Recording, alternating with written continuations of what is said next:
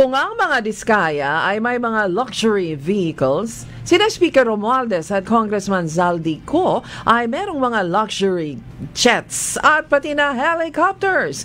Kumakalat ang report ngayon na sina House Speaker Martin Romualdez at Representative Zaldico ay merong mga luxury private jets na nagkakahalaga ng $1,000,000.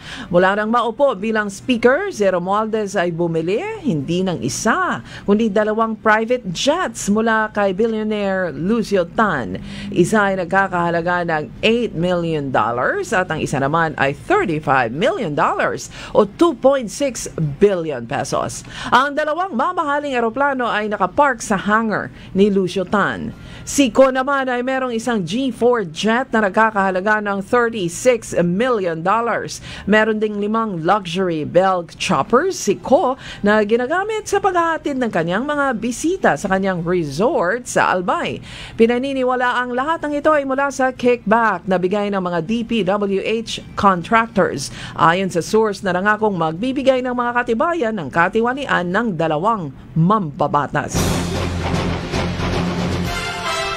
Sa kauna-unahang pagkakataon ay naitala ang pinakamaikling sesyon ng Kamara na tumagal lamang ng mahigit 5 minuto.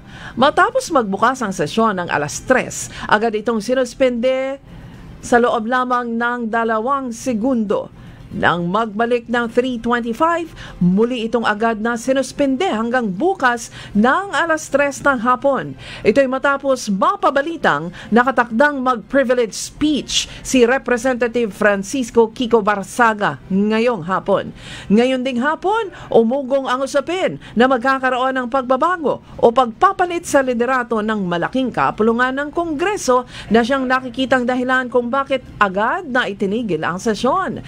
Nang napaulat na si House Speaker Martin Romualdez ay sasailalim sa leave at ang inaasahang papalit di umano ay si Isabela Representative Faustino Bojid III na sinasabing nakakuha ng sapat na bilang para umupong Speaker.